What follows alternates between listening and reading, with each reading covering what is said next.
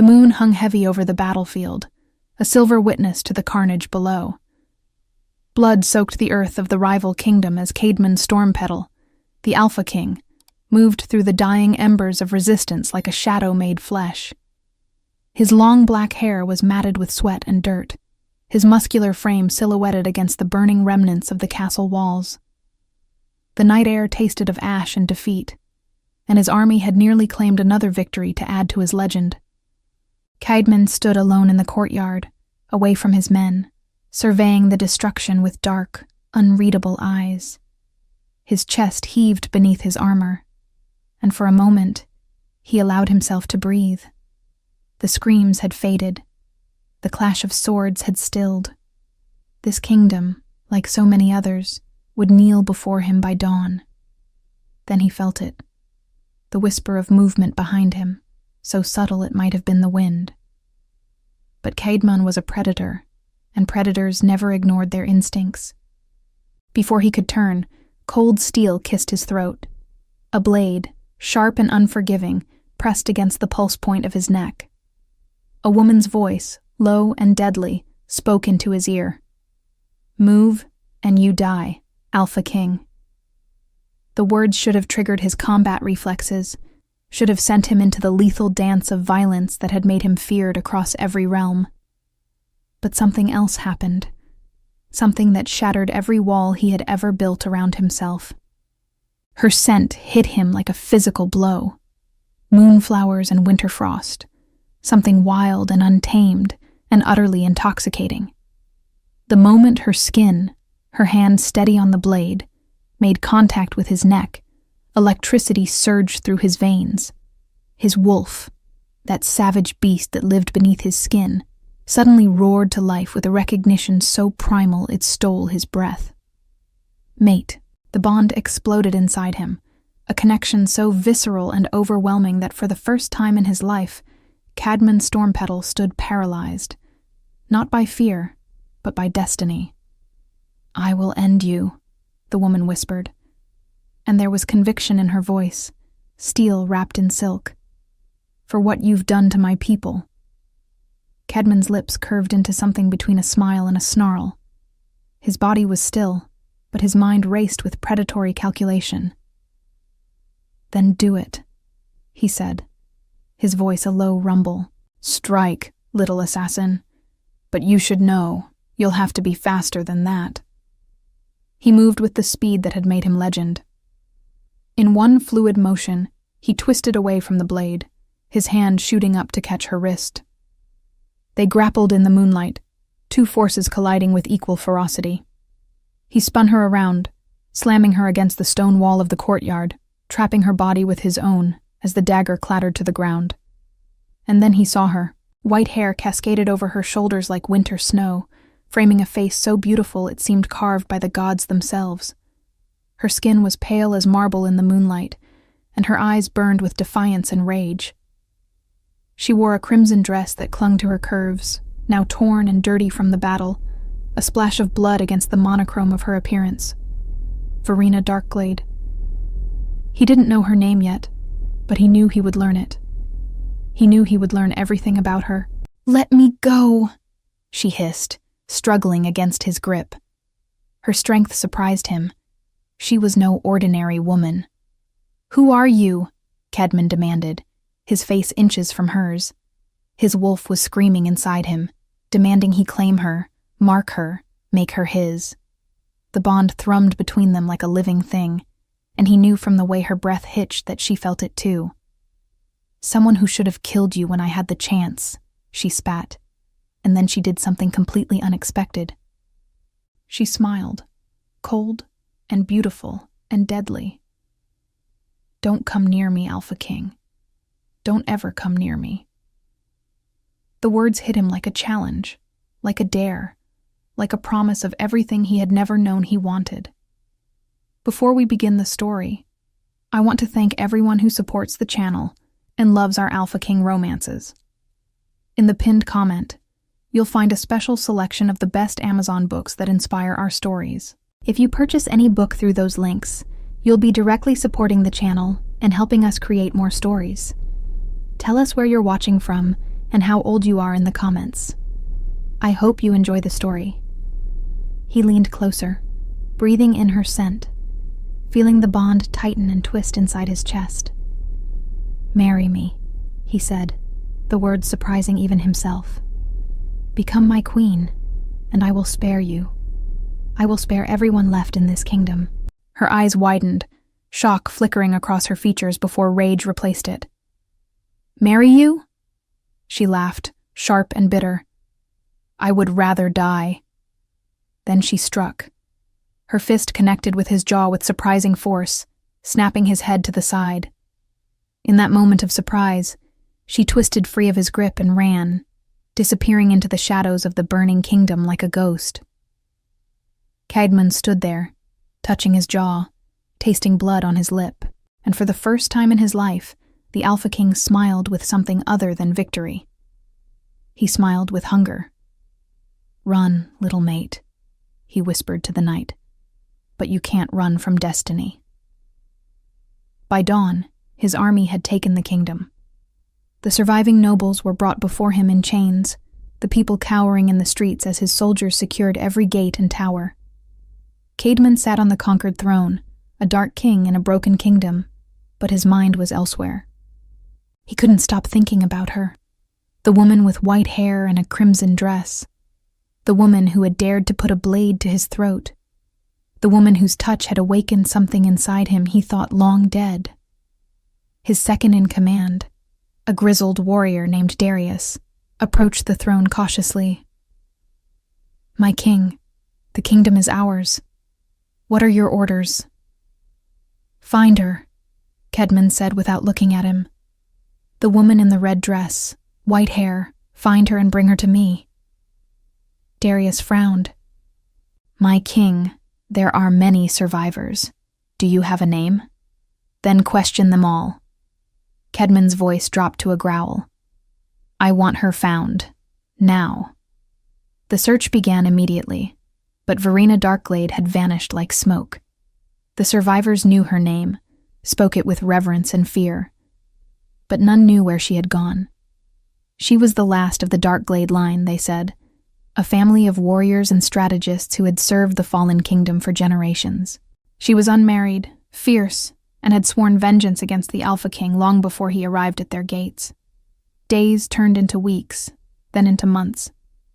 Caedmon should have returned to his own kingdom, should have left this conquered land to his governors and moved on to the next conquest. The Empire needed him. His council sent messenger after messenger, demanding his presence at the capital. There were treaties to sign, territories to secure, alliances to forge, but he stayed. He couldn't leave.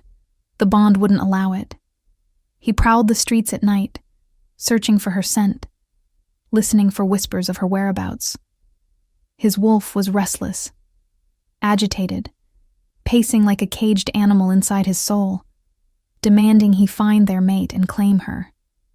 The beast within didn't understand rejection, didn't comprehend why they couldn't simply take what was theirs by right of destiny. But Caedmon understood. He understood that Verena was not a prize to be won, not a territory to be conquered.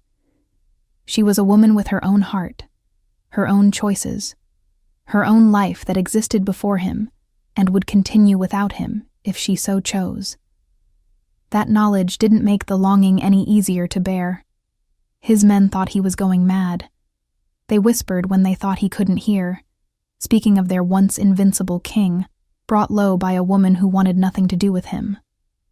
Darius tried to reason with him daily, suggesting they return home, that Caedmon seek counsel from the pack elders, that perhaps there was a way to sever the bond before it consumed him entirely. "You don't understand," Caedmon told him late one night, when the wine had loosened his tongue, but done nothing to ease his pain. "It's not just the bond, though the bond is agony. It's her, the way she fights, the way she speaks, the fire in her eyes when she's angry, the way she cares for her people, even after everything I've done to them. The way she stood up to me that first night, putting a blade to my throat without fear. She's magnificent, Darius. And I'm a fool who destroyed her world before I even knew she existed in it." "Then tell her that," Darius urged. Stop sending gifts. Stop lurking in shadows. Go to her and speak from your heart. I've tried, Cadman said bitterly. She won't hear me. She sees only the conqueror, the destroyer. She doesn't want to see anything else. But he kept trying. It became his obsession, his purpose.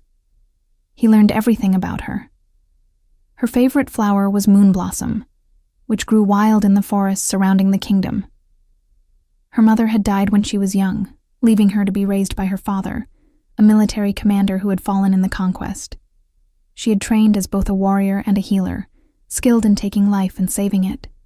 She read poetry, ancient texts about honor and duty. She sang sometimes, when she thought no one was listening, her voice pure and heartbreaking. He discovered she visited the grave of her father every morning at dawn, bringing fresh flowers and speaking to him as if he could hear. Cadman went once, hidden in the trees just to watch. He saw her cry for the first time, her composure breaking as she knelt in the grass, and the bond transmitted her grief so powerfully that he nearly staggered. He wanted to go to her, to offer comfort, but he knew his presence would only deepen her pain. He was, after all, responsible for the death she mourned. So he stayed hidden, bearing witness to her sorrow, letting it carve deeper grooves into his own heart. His men thought he was going mad. Perhaps he was. Or perhaps this was what love looked like when it came too late, born from ashes and regret. It was a month after the conquest when he finally found her again. Not through his searches or his soldiers, but because she came to him. He was alone in the castle library, late at night, poring over maps and reports. The room smelled of old books and candle wax, and the fire crackled softly in the hearth. Sleep had become impossible. Every time he closed his eyes, he saw her face, felt the phantom touch of her hand against his throat, breathed in the ghost of her scent. So he worked instead, trying to lose himself in the governance of territories, the management of an empire. It wasn't working. He sensed her before he saw her, that same intoxicating scent filling his lungs, making his wolf howl with recognition and longing. His body tensed, every muscle suddenly alert, his heart hammering in his chest in a way it never did before battle. You're persistent. I'll give you that. Her voice came from the shadows, low and laced with something he couldn't quite identify. Anger, yes, but beneath it, something else. Curiosity, perhaps, or resignation. Cadman looked up slowly, his heart hammering in his chest in a way it never did before battle. She stepped into the firelight, and his breath caught. She wore black now instead of red, the fabric hugging her curves before flowing to the floor like liquid shadow. Her white hair was braided over one shoulder, intricate and beautiful, a few loose strands framing her face. Her face was leaner than he remembered, her cheekbones more pronounced, her eyes haunted but no less defiant. She looked like she hadn't been sleeping either, like the bond was tormenting her as much as it tormented him. The thought gave him a perverse sense of comfort. At least he wasn't suffering alone. Verena Darkglade. He said her name like a prayer, like a curse, like both at once. I've been looking for you. I know. She moved closer, circling him like a predator assessing prey, maintaining her distance but close enough that he could feel the pull of the bond stretching between them like an invisible thread. Your soldiers have torn apart every village, questioned every family, offered rewards for information about my whereabouts.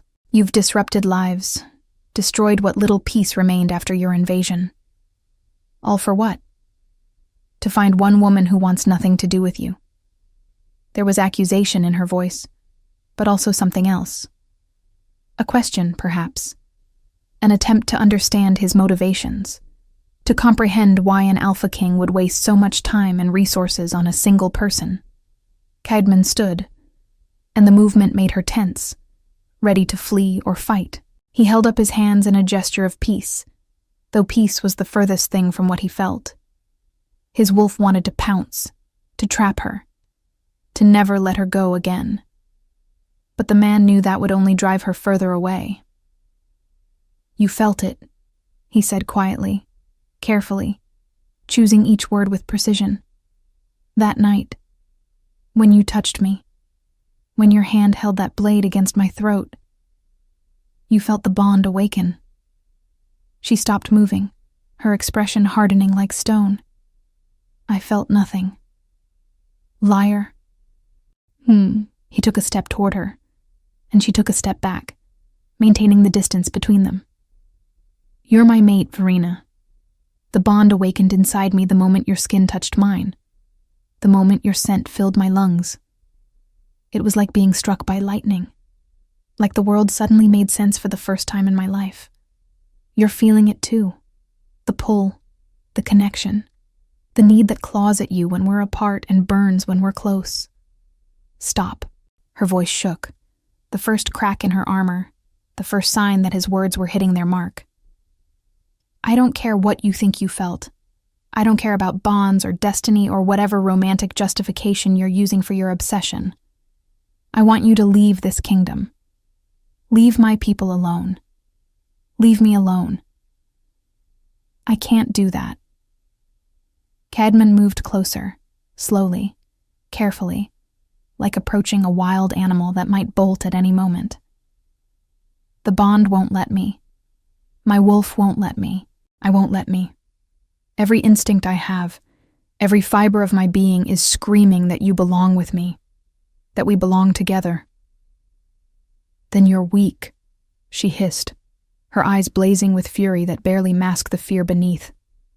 "You claim to be an alpha king, the most powerful shifter in all the realms, yet you're enslaved by some mystical connection you can't even prove exists. You're letting this obsession destroy you. And for what? For a woman who will never love you? It exists. You know it does." He was close enough now to see the rapid pulse at her throat, to smell the subtle fear beneath her defiance, to see the way her pupils dilated when she looked at him. "You feel it just as strongly as I do, even if you're too stubborn or too afraid to admit it. That's why you came here tonight. Not to tell me to leave you alone because you've done that already. You came to see if what you felt that night was real. You came because the bond won't let you rest any more than it lets me." She laughed, cold and sharp, but he heard the tremor in it. "You think you know me?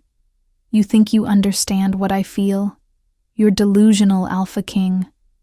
I came here tonight to tell you one final time to stay away from me and my people. This is the last warning you'll get." "Then I'll cherish it," he said softly, and the tenderness in his voice seemed to surprise her. "Because it means I get to see you one more time, get to hear your voice, get to breathe the same air as you, even if only for a moment." For just a second, her mask slipped. He saw confusion in her eyes, vulnerability, the warring emotions of someone being pulled in two directions at once. Then the mask slammed back into place, harder than before. "Marry me," Cadman said again, the words coming from somewhere deep and desperate inside him. Not because of the bond, not because of duty or politics. "Marry me because we could be extraordinary together. Because I see your strength, your courage, your fire, and I want to spend every day of my life watching you burn. Because I'll never try to dim your light or cage your spirit. Because I'll worship you as the queen you were meant to be." Her eyes widened, shock flickering across her features before rage replaced it, hot and fierce. "Marry you?" She laughed, sharp and bitter, the sound cutting through him like glass. "You think pretty words erase what you've done?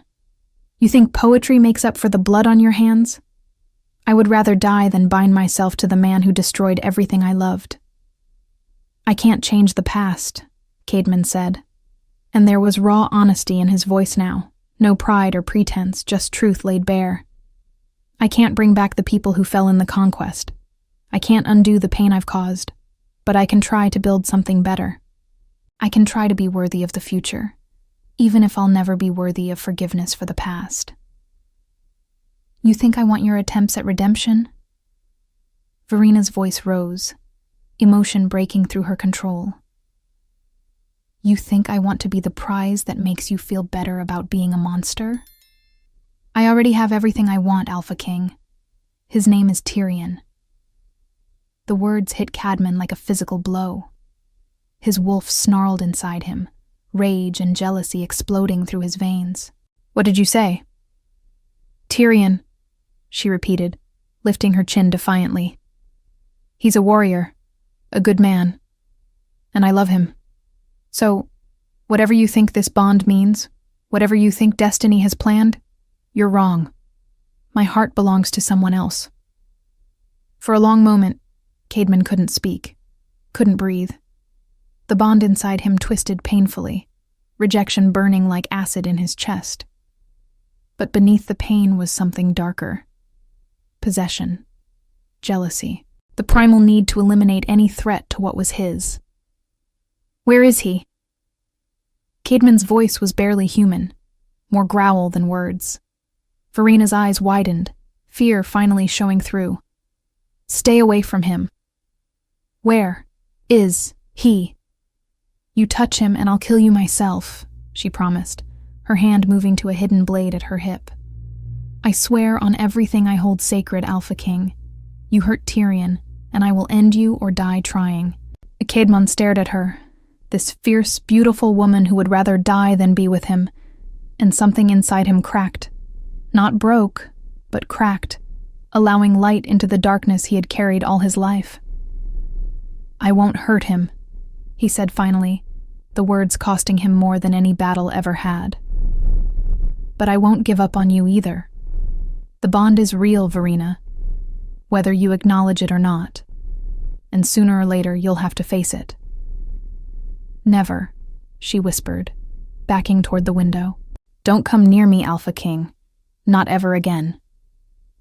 Then she was gone, disappearing into the night once more, leaving Cadman alone with the aching emptiness of an incomplete bond. The months that followed were torment.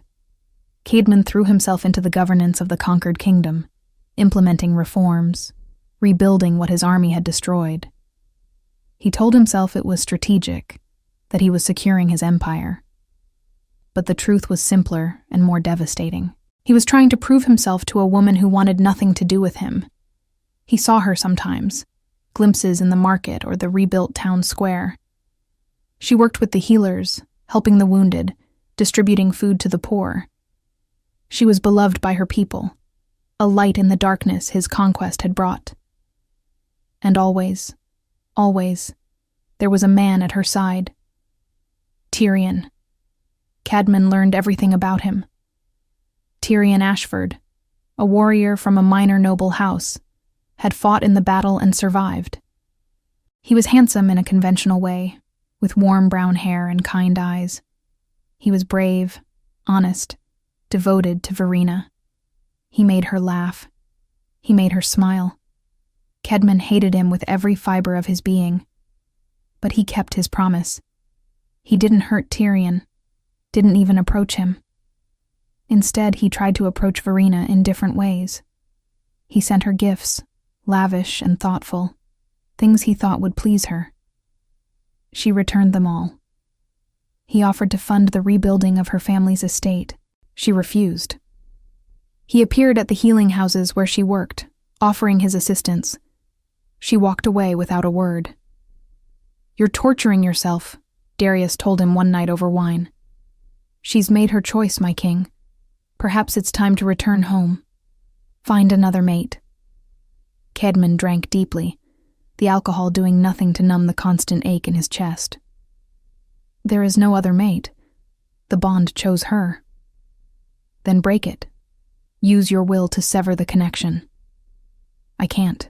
Cadman stared into the fire, seeing Verina's face in the flames. I've tried. Every night I try. But the moment I catch her scent or see her face, the bond roars back to life stronger than before. She's inside me, Darius. In my blood, my bones, my soul. I can no more cut her out than I can cut out my own heart. Then you're doomed to suffering, my friend. Cadman smiled bitterly. Perhaps that's what I deserve. I've brought suffering to so many. Maybe this is the god's justice. But he didn't stop trying. Couldn't stop. He started appearing where she was, not confronting her, just being present. Standing at the edge of the market while she shopped, sitting in the back of the temple when she prayed. He told himself he was protecting her, watching over her. The truth was, he was addicted to her presence, even if she never looked his way. His men noticed his transformation. The fierce Alpha King, conqueror of kingdoms, brought low by an unrequited bond. Some pitied him, others thought him weak, foolish to waste so much time and energy on a woman who clearly despised him. But those who knew him best, like Darius, saw something else. They saw a man learning what it meant to put someone else's happiness before his own. They saw a king discovering that some battles couldn't be won with strength or strategy.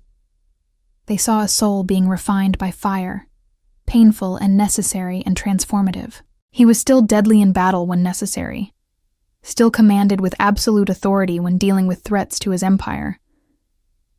But there was a sadness in him now, a longing that softened the harder edges of his nature. He was quicker to show mercy, slower to resort to violence. He listened more, spoke less. The Alpha King was becoming something gentler, and it was all because of a woman with white hair and eyes that haunted his dreams. Verena noticed too, though she tried not to. She felt his presence like a constant weight, his gaze burning into her even when she couldn't see him. She knew when he was near before she saw him, some sixth sense, or perhaps the bond alerting her to his proximity. Her body responded without her permission, her heart racing, her skin prickling with awareness, her wolf stirring restlessly inside her soul.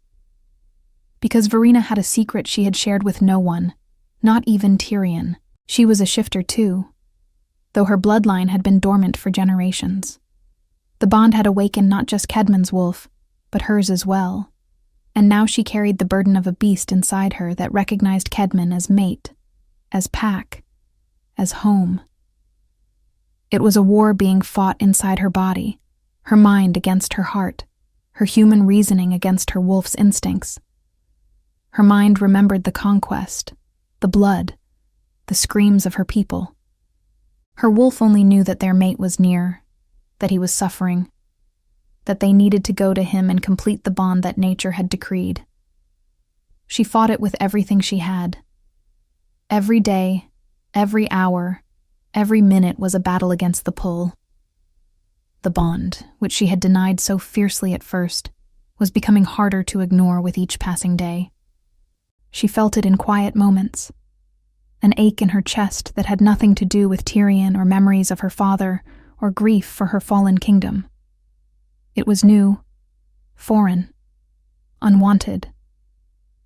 It was the bond calling to her, demanding recognition, begging for completion, and it was getting stronger. The longer Kedmon stayed, the more time he spent in her orbit, the harder it became to maintain her walls. She felt him now even in sleep, his emotions bleeding through the incomplete bond. She felt his loneliness, his longing, his desperate hope and crushing despair. She felt his love, pure and unconditional and terrifying in its intensity. It would have been easier if he had been cruel, if he had tried to force her hand or threaten her into submission. She could have hated him cleanly then, without confusion or doubt. But instead, he was patient. He was kind. He respected her boundaries even as his presence pushed against them. He was changing, becoming someone who might have earned her respect if he hadn't first earned her hatred. "He's watching you again," Tyrion said one afternoon as they walked through the rebuilt gardens, his voice carefully neutral. The gardens had been Verena's mother's pride, destroyed in the conquest, and now painstakingly restored under Kedmon's orders. The irony wasn't lost on anyone. Tyrion gestured subtly toward a balcony where Kedmon stood, his dark figure silhouetted against the afternoon sun. There was no jealousy in Tyrion's voice, only concern, and that somehow made it worse. The Alpha King. He's always watching you. Verena didn't look back, though she felt Kedmon's presence like heat against her skin, like pressure against her chest. The bond thrummed with his attention, and she hated how aware of him she was, how attuned to his every emotion. Ignore him. He'll grow bored eventually. Will he? Tyrion stopped walking, turning to face her. His kind eyes searched her face, seeing too much, understanding too much. Verena, I need to ask you something, and I need you to be honest with me. Not kind, not sparing my feelings. Just honest. She met his kind eyes, seeing the question there before he asked it, feeling dread pool in her stomach. Tyrion, don't. Do you feel it? This bond he talks about? Tyrion reached for her hand, his touch gentle and familiar and safe. He had been her friend for years before becoming something more, had stood by her through her father's death and the conquest and the aftermath. He deserved her honesty, even if that honesty would hurt him. Because I love you, Verena. I've loved you for years, long before any of this happened. But if there's something between you and him, some force greater than choice or will, I need to know. I need to understand what I'm fighting against. Verena wanted to lie, wanted to tell him there was nothing, that the bond was a myth Cadman had invented to justify his obsession, that her heart belonged only to him. But she had never lied to Tyrion, and she wouldn't start now. He deserved better than that. He deserved the truth, even if it destroyed them. I feel something, she admitted, the words like shards of glass in her throat, cutting her from the inside. I don't understand it. I don't want it. I've fought against it with everything I have. But yes, there's something there. A connection I can't explain or deny anymore. Tyrion's face fell, pain flickering across his features like a physical blow, before he schooled them into understanding and acceptance. I see. But it doesn't matter, Verena said urgently, gripping his hands tighter, desperate to make him understand. The bond might be real, but love is a choice, Tyrion, and I choose you. I choose you every single day. I choose your kindness over his intensity. I choose your gentleness over his passion. I choose the man who stood by me through grief over the man who caused it. The bond might pull at me, but my heart, my real heart, belongs to you. He smiled, but it was sad, accepting, the smile of a man who understood he was losing a battle he couldn't win. And I love you for that, Verena, for choosing me despite everything pulling you toward him. But I'm not blind. I see the way you tense when he's near. I see the way you fight not to look at him. I see the pain in your eyes that has nothing to do with me or us or our life together. He cupped her face gently, his thumb brushing away a tear she hadn't realized had fallen. You're at war with yourself, and it's tearing you apart. I can see it happening day by day, piece by piece. I can fight it, she insisted, her voice breaking. I will fight it. For you. For us. For the life we planned together. I know you will. Tyrion kissed her forehead, the gesture tender and heartbreaking. And I'll be here, for as long as you want me, for as long as you need me. But Verena, I need you to promise me something. Anything. If you ever stop fighting because you realize you're fighting the wrong battle, if you ever discover that what you think is duty is actually denial, tell me. Don't stay with me out of obligation or stubbornness, or because you think you owe me something. I love you too much to trap you in a life that makes you miserable. She wanted to protest, to insist that would never happen, that she would never choose Kedman, but the words stuck in her throat, because part of her, the part connected to the bond, whispered that Tyrion might be right. But things were changing, shifting like tectonic plates beneath the surface. The bond was no longer something Verena could simply deny. It invaded her dreams, filling her sleep with visions of dark hair and darker eyes, of a touch she had felt only once but could never forget. She woke gasping, her body aching for something she refused to name. Caedmon suffered the same torment. His dreams were filled with Verena, with her scent and her voice, and the memory of her body pressed against his in that courtyard. He grew more aggressive in his attempts to be near her, more reckless in his disregard for her warnings. One night, he found her alone at the edge of the forest, standing beneath the stars. The moment felt stolen from time, sacred and dangerous. He approached slowly, and for once, she didn't run. "Why are you doing this?" she asked without turning around. "Why won't you just leave me alone?" Caedmon stopped a few feet behind her, close enough to catch her scent, but far enough to give her space. "Because the bond won't let me. Because every instinct I have screams that you're mine. Because I've conquered kingdoms and defeated armies. But I can't conquer this need I have for you." She turned then, and in the moonlight, he could see tears on her cheeks. "I don't want this," she whispered. "I don't want to feel this pull toward you. I don't want to dream about you. I don't want my body to respond to your presence when my mind knows you're the enemy." "I'm not your enemy, Verena." He took a step closer, and she didn't retreat. "I was once, I know. But everything I've done these past months, every reform, every rebuilding project, it's all been for you. To prove that I can be more than a conqueror. To prove that I can be worthy of you." "I love Tyrion," she said, but her voice wavered. "I know. The admission cost him everything, and it kills me. Every day it kills me to see you with him, to know he makes you smile when I only make you cry. But I can't stop loving you, Verena. The bond won't allow it. My heart won't allow it."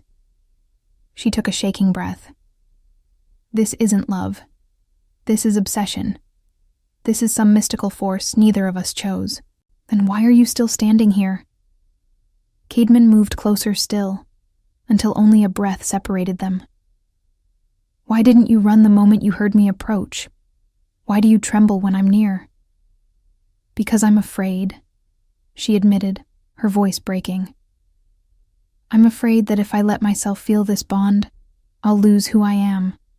I'll become just another conquest, just another prize for the Alpha King to claim. Never." The word was fierce, absolute. "You could never be just anything to me. You're my mate, my equal, my other half. If you chose me, I would spend every day of my life proving your worth, not diminishing it." For a moment, Verena swayed toward him, her body responding to the call of the bond. Caedmon held his breath, hope flaring in his chest like a phoenix rising from ashes. Then she stepped back, and the hope died. "I can't," she whispered. "I'm sorry, but I can't. Tyrion loves me without conditions, without mystical bonds forcing his hand. What we have is real, chosen freely, and that's worth more to me than any destiny." She left him there beneath the stars, and Caedmon felt something inside him break beyond repair. The next morning, he announced his intention to return to his own kingdom. His advisors were relieved. His soldiers were eager to go home. But there was no joy in Caedmon, only the hollow ache of defeat. Before he left, he did something unexpected. He called Tyrion to the castle, a private audience requested with all the formal courtesy due to a respected warrior. Tyrion came, wary but unafraid, ready to defend his claim to Verena if needed. But Caedmon didn't threaten. He didn't rage or demand. He simply looked at the man who had won the heart he coveted and asked a single question. "Do you love her enough to die for her?" Tyrion met his gaze steadily. "Every single day, Alpha King." Caedmon nodded slowly. "Then you're a better man than I am, because I love her enough to kill for her, but not enough to let her go." He moved to the window, staring out at the kingdom he had conquered but could never truly possess. Take care of her, Tyrion Ashford. Make her happy. Give her the life I never could. I will, Tyrion promised. But fate, it seemed, had other plans. Kedmon's departure was delayed by reports of bandits plaguing the outer villages. As Alpha King, he couldn't leave the region unstable, so he led a detachment to clear out the threat. It was supposed to be simple, routine. It became a nightmare. The bandits were more organized than expected, led by survivors of the conquered kingdom's military who had refused to accept defeat. They had been planning an uprising, stockpiling weapons, recruiting allies, and they had been watching Cadmon, waiting for their moment. The ambush happened at dusk in a narrow valley. Cadmon's small force was surrounded, outnumbered 3-1. He fought like the legend he was, his sword singing through the air, his wolf's fury unleashed. But even legends can be overwhelmed. News of the battle reached the castle within hours. Verena heard it from a breathless messenger and felt her world tilt on its axis.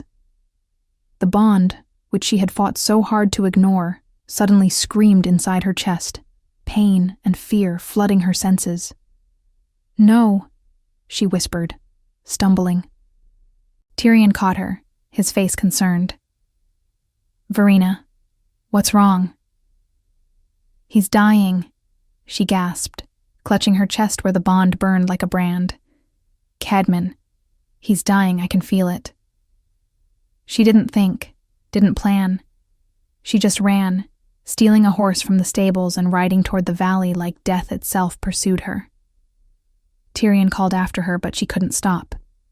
The bond was pulling her forward, demanding she reach her mate before it was too late. She arrived to find the battle still raging, chaos and blood painting the valley floor.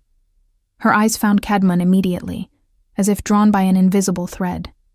He was surrounded, wounded, bleeding from a dozen cuts. But he was still fighting, still standing, a dark king refusing to fall. Verena didn't hesitate. She drew the twin blades she always carried and plunged into the fray. She moved like water, like shadow, her training coming back in a flood of muscle memory. She cut through the enemies, fighting her way to Cadmon's side. When she reached him, their eyes met across the carnage, and something shifted in the universe. The bond, which had been a distant pull, suddenly snapped into sharp focus. She felt his pain, his exhaustion, his shock at seeing her there, and beneath it all, his joy. "Verena," he breathed her name like a prayer. "Don't you dare die on me, Alpha King," she snarled, standing back to back with him as enemies closed in. "Not before I've had the chance to kill you myself." He laughed, the sound raw and genuine despite their circumstances. "As you wish, little assassin." They fought together with a synchronicity that shouldn't have been possible, their movements complementing each other perfectly. The bond guided them, allowing them to anticipate each other's actions, to move as one entity with two bodies. It was beautiful and terrifying, a glimpse of what they could be together. But they were still outnumbered, still losing. Cadmon took a blade to the shoulder, and Verena felt the pain echo through the bond. She cried out, fury giving her strength, and unleashed a flurry of strikes that drove their attackers back momentarily. "Why did you come?" Cadmon demanded, his voice strained with pain and something deeper. "You should have stayed safe." "Shut up," Verena snapped, slashing at another enemy. "I don't have time for your questions. Just stay alive." Reinforcements arrived then, Cadmon's soldiers finally reaching them. The tide of battle turned, the remaining bandits either fleeing or falling. When it was over, Verena and Cadmon stood in the center of carnage, both breathing hard, both bleeding.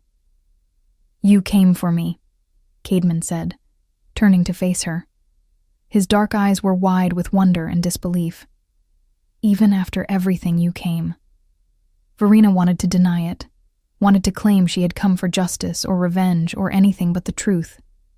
But standing there, feeling his pain through the bond, feeling her own heart hammering in terror at how close she had come to losing him, She couldn't lie anymore. "The bond," she whispered. "I felt you dying, and I couldn't breathe. I couldn't think. I just had to get to you." Caedmon reached for her, his bloodied hand cupping her face with infinite gentleness. "Verena." She closed her eyes, leaning into his touch despite herself. "I hate this. I hate that I feel this way about you. I hate that you make me question everything I thought I knew about myself." "I know." His thumb brushed across her cheek, and she realized she was crying. "I know. And I'm sorry. But I can't stop loving you. I can't stop needing you. You're in my blood, Verena. You're part of my soul." "I still love Tyrion," she said, but the words felt hollow even to her own ears. "I know that too." Caedmon pulled her closer, resting his forehead against hers. For a moment they just breathed together, the bond humming between them with warmth and recognition. "But you can't deny this anymore. What we have, this connection, it's real. It's powerful. And it's not going away." Verena pulled back, conflict warring in her eyes. "I need time. I need to think." "Take all the time you need," Caedmon said softly. "I'll wait. For you, I'll wait forever." But time, it seemed, was the one thing they didn't have. Tyrion had followed Verena to the valley, arriving just as the battle ended. He had seen her fighting beside Caedmon, had seen the way they moved together, the way they looked at each other, and he had understood, with the clarity that only heartbreak can bring, that he had already lost her. He approached them slowly, his face set in grim determination. "Verena." She turned, guilt flooding her features. "Tyrion, I can explain." "You don't have to." He looked between her and Caedmon, pain evident in his kind eyes. "I see it now. The bond. It's real, isn't it?" Verena wanted to deny it, but she had promised never to lie to him. "Yes," she whispered. "It's real." Tyrion nodded slowly, as if confirming something he had suspected all along. Then he turned to Caedmon, and his expression hardened. "But that doesn't mean you deserve her, Alpha King. You conquered her kingdom. You killed her people. You've spent months pursuing her despite her explicit wishes. The bond might be real, but that doesn't make you worthy of her."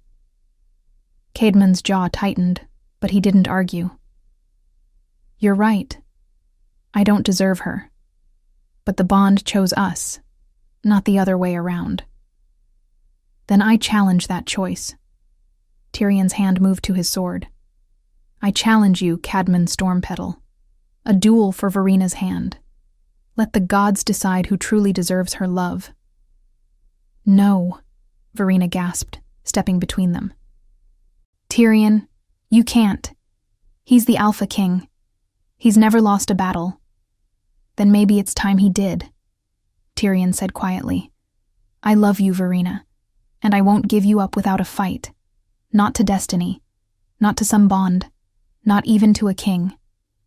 Caedmon should have refused, should have used his authority to dismiss the challenge, to avoid the risk of losing everything. But he looked at Verena, saw the fear and love and confusion in her eyes, and realized something profound.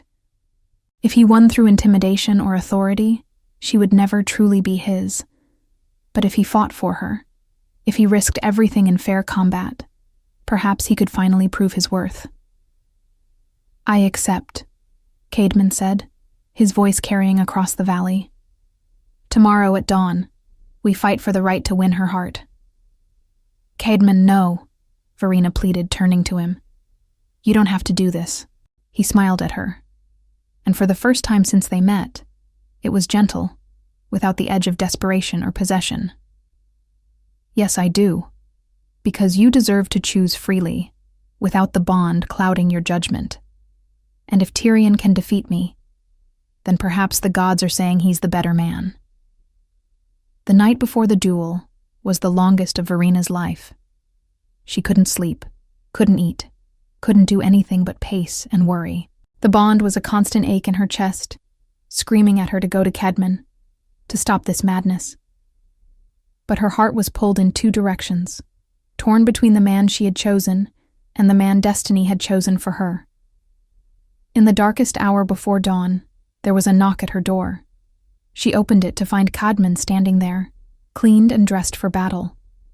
In the lamplight, he looked almost vulnerable, the fierce Alpha King stripped away to reveal the man beneath. "I wanted to see you," he said quietly. "Before, just in case." Verena stepped aside, letting him enter. They stood in her room, the space between them charged with everything unsaid. "You could still refuse the duel," Verena said desperately. "You're the king. No one would question it. You would question it." Caedmon moved closer, his eyes searching hers. "And I need you to see, Verena. I need you to see that I'm willing to risk everything for you. Not because the bond demands it, but because you're worth risking everything for." "What if you lose?" Her voice broke on the words. "Then I lose, and you'll be free to love Tyrion without any guilt or confusion." He reached out, his fingers tangling gently in her white hair. "But know this, Verena Darkglade. In every life, in every universe, in every possible reality, I would still choose you. The bond might have brought me to you, but it's my choice to love you. Always." He kissed her then, soft and desperate, pouring everything he felt into that single moment of connection. Verena kissed him back, tasting tears and longing, and the bitter sweetness of something that might end before it could truly begin.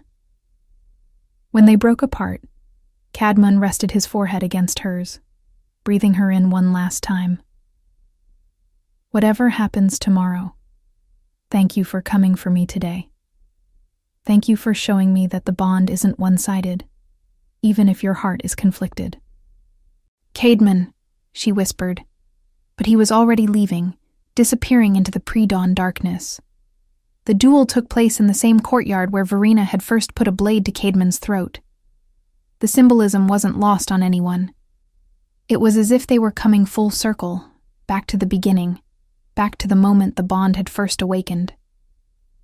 The entire castle had gathered to witness, nobles and commoners alike, crowding the walls and windows to watch their Alpha King fight for his mate. The air was thick with anticipation and dread, everyone sensing that this moment would change everything, that the outcome would ripple through the kingdom like a stone dropped in still water. The morning sun painted the stones gold, but there was no warmth in it. The light seemed harsh, unforgiving, highlighting every face in the crowd, every weapon being prepared, every tear being shed. Women clutched their children, warriors checked their own weapons unconsciously, and healers prepared their supplies, knowing that blood would be shed before the day was done. Tyrion stood at one end of the courtyard, his sword drawn, his face set with grim determination. He wore simple leather armor, practical and well-worn, the armor of a man who had earned his skills through countless battles. His stance was perfect, balanced and ready, but Verena could see the slight tremor in his hands that he tried to hide. He was afraid, not of death, she realized, but of what his death would mean for her. He was afraid of leaving her to face the bond alone, afraid that if he fell, she would have no choice but to accept Caedmon.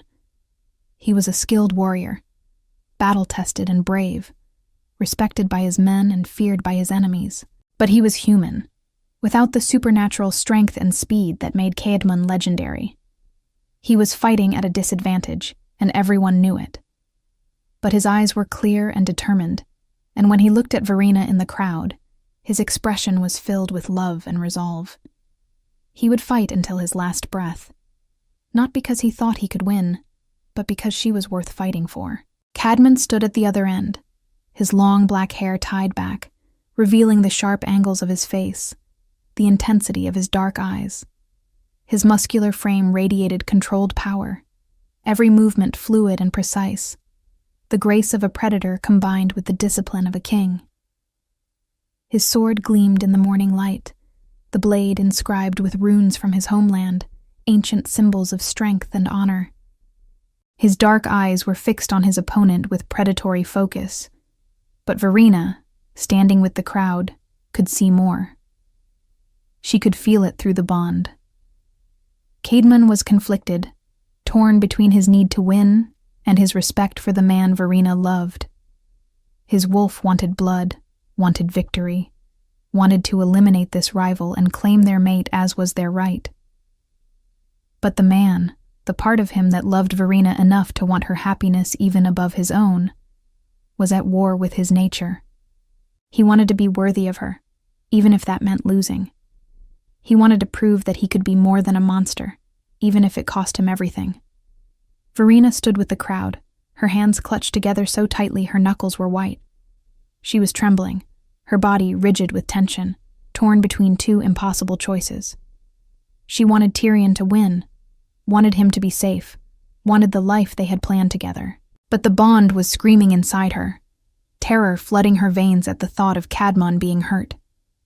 She could feel his determination through the connection, could sense his internal struggle, could taste his fear of losing her, mixed with his desperate hope that perhaps, if he fought well enough, she might finally see him as worthy.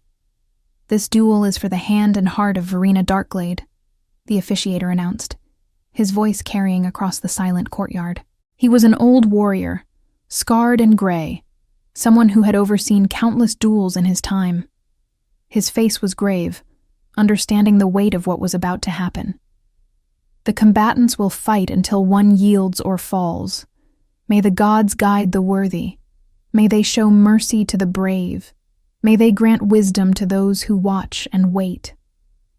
The words had barely finished echoing off the stone walls when Tyrion attacked. There was no hesitation, no ceremony. He simply moved, his sword striking with precision and strength. The blade sang through the air, aimed at Caedmon's throat, meant to end this quickly before the Alpha King could bring his full power to bear. Caedmon parried easily, his supernatural reflexes making him seem almost lazy in his defense. The swords met with a clash that rang across the courtyard like a bell. He could have ended it in seconds, could have used his speed to slip past Tyrion's guard, could have called on his wolf's strength to shatter the man's sword with a single blow. He could have overwhelmed Tyrion with pure strength and speed, could have made this a demonstration of the difference between a human warrior and an Alpha King. But he didn't. He held back, fighting at Tyrion's level, giving him a chance. He parried and blocked, dodged and countered, but he never pressed his advantage. He never used his supernatural gifts. He fought like a human would fight, matching Tyrion blow for blow, making this a fair contest between two warriors rather than a massacre. Verena realized what he was doing, and something inside her chest cracked. He was giving Tyrion a chance. He was proving his worth not through overwhelming victory, but through restraint and honor. He was showing her that he could be merciful, that he could put her happiness before his own pride. He was fighting to lose, she realized with dawning horror. He was going to let Tyrion win, because he thought that would make her happy. The fight raged on, both men bleeding now from minor wounds. Tyrion's arm had been cut, a shallow slice that bled freely but wasn't serious. Caedmon had taken a strike to the shoulder, had deliberately moved into the blow rather than dodging it. Their swords clashed again and again, the sound echoing through the courtyard like thunder. Sweat dripped down their faces, mixing with blood and dirt. Their breathing grew labored, their movements slightly slower, but neither stopped, neither yielded. Tyrion was relentless, fighting with the desperation of a man defending his love. Every strike was meant to kill, every movement calculated to exploit any weakness. He fought with skill and courage, and a determination that would have made lesser men falter. He attacked high and low, switched his grip, feinted and spun. He was giving everything he had, holding nothing back. Caedmon was controlled, almost careful, his strikes measured and precise. He created openings and didn't take them. He saw vulnerabilities and didn't exploit them. He was fighting to survive, not to win. And with every exchange, every clash of steel, Verena felt the bond stretching tighter, felt her own heart being torn in two directions. "Why won't you fight?" Tyrion demanded between strikes, his voice ragged with exertion and frustration. He pressed his attack, his sword becoming a blur of motion. "Why are you holding back? Fight me like you mean it." "Because I want to be worthy of her," Kedmon replied, deflecting another strike with precise economy of motion.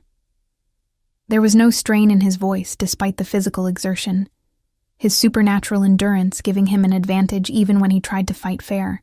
And what kind of man would I be if I used my supernatural advantages against a human opponent? What kind of king would I be if I crushed you simply because I could? "I don't want your pity," Tyrion roared, attacking with renewed fury, his sword whistling through the air with deadly intent. "I don't want your mercy or your respect. I want you to fight like your life depends on it, because mine does. Fight me, Cadman Stormpetal. Fight me like the warrior you're supposed to be." Something shifted in Cadman then. Perhaps it was respect for Tyrion's courage, for a human warrior demanding to be treated as an equal. Perhaps it was the bond screaming at him to win, to claim his mate, to stop fighting against his own nature. Perhaps it was simply exhaustion with trying to be something he wasn't. Whatever it was, he stopped holding back. Not completely, not enough to make it truly unfair, but enough to honor Tyrion's request to be fought seriously. The battle became a blur of steel and strength. Cadman moved with the fluid grace of a predator, his sword singing through the air with deadly precision. But Tyrion matched him, heart giving him the strength to keep fighting even when his body screamed to surrender. They crashed together in the center of the courtyard, swords locked, faces inches apart. "She loves you," Kedmon said quietly, so only Tyrion could hear. "Even with the bond pulling her toward me, she still loves you. You've already won what matters most." "Then why are you still fighting?" Tyrion demanded. "Because I have to try. Because the bond won't let me walk away. Because I'm selfish and desperate, and I can't stand the thought of losing her." Something passed between them then. An understanding. A recognition of shared suffering. They broke apart, both breathing hard, both bleeding, both knowing this had to end. Tyrion attacked again, a desperate lunge that left him momentarily exposed. Kedmon could have taken advantage, could have struck the killing blow. Instead, he twisted, deliberately leaving himself open, allowing Tyrion's blade to slip past his guard. The sword pierced his chest, sliding between ribs with terrible precision. Cadman gasped, pain exploding through him and through the bond. Verena screamed, feeling his agony as if it were her own, and she broke through the crowd, running toward him. Cadman fell to his knees, blood spreading across his chest. Tyrion stood over him, shock and horror replacing the battle fury on his face. "No," Tyrion breathed. "No, you let me win. You let your guard down." Cadman smiled through the pain, blood on his lips. "I told you, I wanted to be worthy of her, and if I can't have her, then at least you can. At least she'll be happy." Verena reached him then, falling to her knees beside him. She pressed her hands to the wound, trying to stop the bleeding, tears streaming down her face. "No, no, no, Cadman, don't you dare do this." He reached up, his hand cupping her face, leaving a smear of blood on her pale skin. "It's okay," he whispered. "You're free now, free to love him without guilt, free to be happy." "I don't want to be free," she sobbed, the words torn from her chest. "I don't want you to die. Please, please don't leave me." Through the pain, through the fading light, Cadman felt wonder bloom in his chest. "You do feel it," he whispered. "The bond. You feel it as strongly as I do." "Yes," she admitted, her tears falling on his face. "Yes, I feel it. I've always felt it. I was just too afraid to admit it. Too afraid of losing myself. But none of that matters now. Please, Cadman, please stay with me." He touched her face one last time, memorizing every feature, every tear. "In another life," he said softly. "In another life, we could have been happy together." "No," Verena shook her head frantically. "Not in another life. In this one. Please, in this one." But his hand was falling away, his eyes growing distant. The bond, which had burned so brightly inside her, began to flicker and fade. She felt him slipping away, felt the connection that had defined the last months of her life beginning to dissolve. "I love you," Kedman breathed. His last words meant only for her. "My mate. My queen. I love you." Then his eyes closed, his body going still, and the bond snapped like a broken string. Verena felt it sever, felt a part of her soul tear away, and she screamed. The sound was raw and primal, grief and loss and regret pouring out in one agonized cry. The courtyard fell silent. Tyrion stood frozen, his sword falling from nerveless fingers. He had won, but victory tasted like ash in his mouth. Verena held Kedman's body, rocking back and forth, her white hair stained with his blood. "Come back," she whispered. "Please come back to me. I choose you. I choose you. Please, Kedman, come back." But destiny, it seemed, was crueler than any enemy. The Alpha King who had conquered kingdoms, who had never lost a battle, had lost the only fight that truly mattered. He had lost the chance to be with his mate, sacrificed on the altar of his desire to be worthy of her. In the days that followed, the kingdom mourned. Caedmon Stormpetal was given a king's funeral. His body burned on a pyre that reached toward the heavens. His army swore loyalty to Tyrion, recognizing him as the rightful victor, the man strong enough to defeat a legend. Tyrion was crowned king, and Verena stood beside him as queen, as was tradition, but she was a ghost, hollow and broken, the light gone from her eyes. She performed her duties mechanically, but everyone could see the truth. Part of her had died with Caedmon that day in the courtyard. Tyrion tried to reach her, tried to remind her of the love they had shared, but it was like speaking to a statue. She was kind, dutiful, but distant. The bond's severing had left a wound inside her that would never heal. "Do you regret it?" Tyrion asked her one night as they stood on the balcony, looking out over the kingdom. "Choosing me?" Verena was quiet for a long moment. "I didn't choose you," she said finally, her voice empty. "Kedman chose you. He gave up his life so I could be with you without guilt, without conflict. But he was wrong. The guilt is worse now. The conflict is worse. Because I finally admitted I loved him. And 3 minutes later, he was gone. Do you love me?" Tyrion's voice was quiet, already knowing the answer. "I love the memory of us," Verena said honestly. "I love who we were before Cadman came into my life. But I can't love you the way you deserve now. The bonds breaking took too much of me. I'm sorry, Tyrion. I'm so sorry." He nodded, tears in his kind eyes.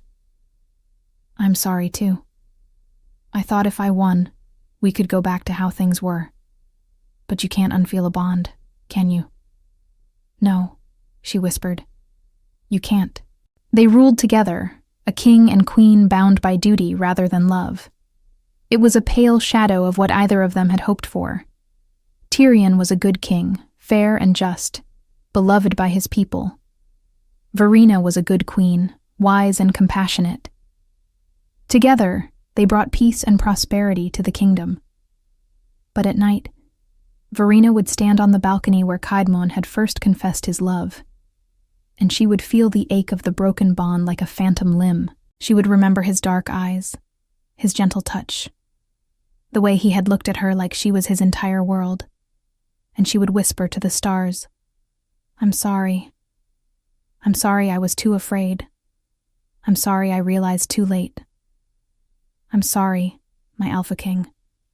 I'm sorry I couldn't save you." The years passed slowly, each day bleeding into the next, in an endless cycle of duty and hollow routine. The kingdom thrived under their rule. That much was true. Tyrion was a good king, fair and just, beloved by his people for his kindness and wisdom. He listened to their concerns, solved their disputes, and worked tirelessly to improve their lives. He was everything a ruler should be, everything the kingdom needed after years of war and conquest. Verena was a good queen, wise and compassionate, respected for her strength and admired for her dedication. She established healing centers in every village, funded schools for children, created programs to help the war widows and orphans. She poured herself into service, into making the kingdom better, into honoring the memory of everyone who had fallen. Together, she and Tyrion brought peace and prosperity to lands that had known only suffering. But at night, when the official duties were done and the masks could finally come off, Verena would stand on the balcony, where Caedmon had first confessed his love, and she would feel the ache of the broken bond, like a phantom limb. The place where the connection had lived was now hollow, a void inside her chest that nothing could fill. Sometimes she thought she could still feel him, like an echo in an empty room, a memory her body couldn't quite forget. She would touch the spot over her heart where the bond had once lived, pressing her fingers against her skin, as if she could somehow reach through and find what had been lost. And she would remember everything. His dark eyes, intense and burning with love and longing. His gentle touch, so at odds with his fearsome reputation. The way he had looked at her like she was his entire world, like she was the only thing that mattered in all the realms. She remembered his voice, deep and rough, saying her name like a prayer. She remembered the feel of his hands framing her face, calloused from sword work, but infinitely careful with her. She remembered the taste of his kiss, desperate and sweet, and filled with everything he felt but could never say. She remembered the way the bond had hummed between them, a connection so profound it had terrified her into denial. And she would whisper to the stars, her voice carried away on the night wind, "I'm sorry. I'm so sorry. I'm sorry I was too afraid to see what we could have been. I'm sorry I realized too late that the bond wasn't a cage but a gift. I'm sorry I chose safety over destiny, comfort over passion, the known over the extraordinary. I'm sorry, my Alpha King. I'm sorry I couldn't save you. I'm sorry I didn't save us." The words became a ritual, a nightly confession that brought no absolution, no peace, just the cold comfort of having said them aloud, of acknowledging her regret to an empty sky that offered no answers, no forgiveness, no second chances. Tyrion knew. Of course he knew. He was a kind man, an observant man, and he loved her still, despite knowing her heart had died with Caedmon in that courtyard. He never spoke of it, never confronted her about the way she stared into the distance during council meetings, or the way she flinched when someone mentioned the duel, or the way she cried silently in her sleep. He simply held her when the nightmares came, offered comfort when she would accept it, and loved her with a patience that made her guilt even heavier. They had separate chambers, an arrangement they had agreed upon after the first year. They were partners in ruling, friends in grief.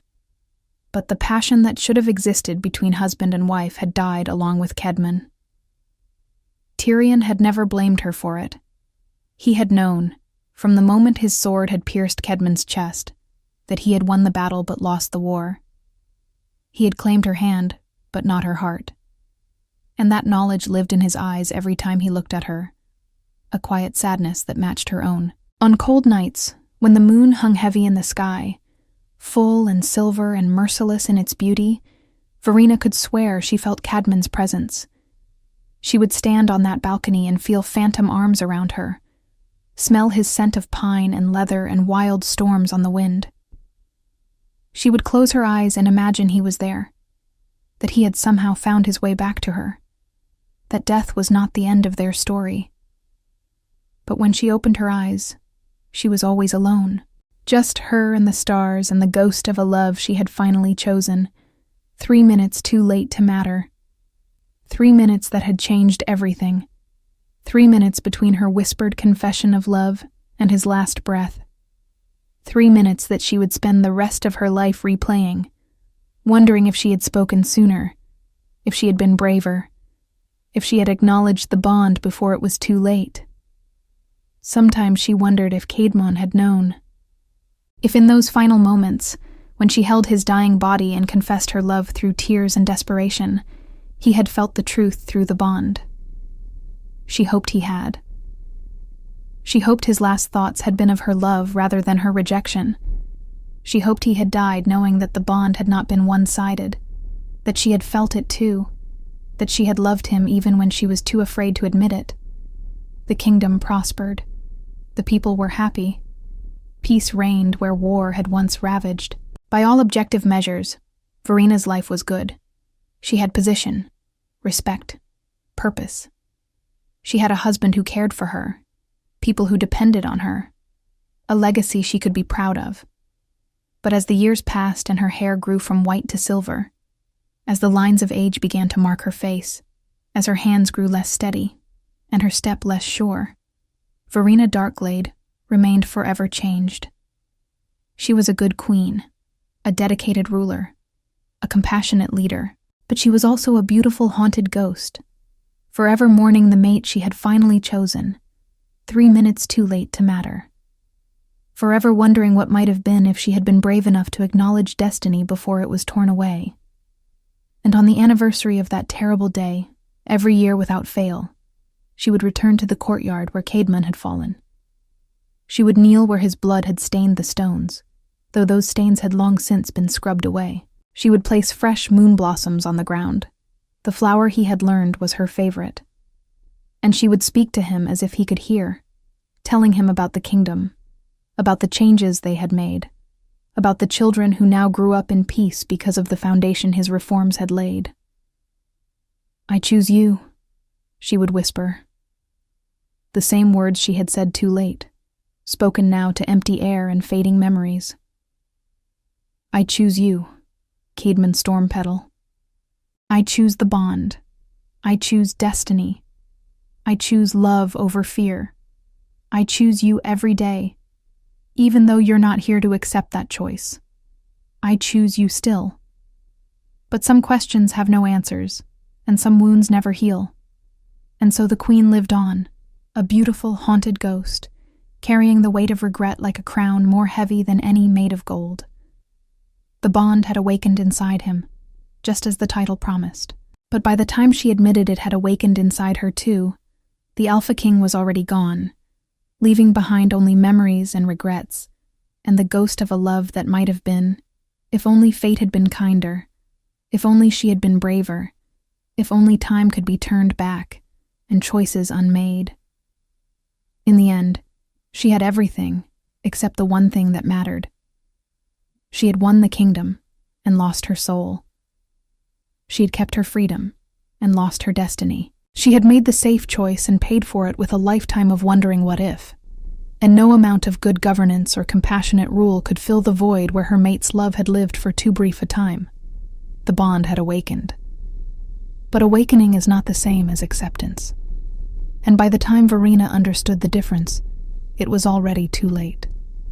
3 minutes too late. A lifetime too late. Forever too late. We'd love to hear your thoughts on this beautiful love story. Let us know what you thought of this tale full of emotions and surprises. Tell us your name, where you're watching from, and rate this story from 0 to 10 if it touched your heart. And if you enjoyed the plot, don't forget to leave a like and subscribe to the channel so you don't miss the amazing new stories coming soon. See you next time.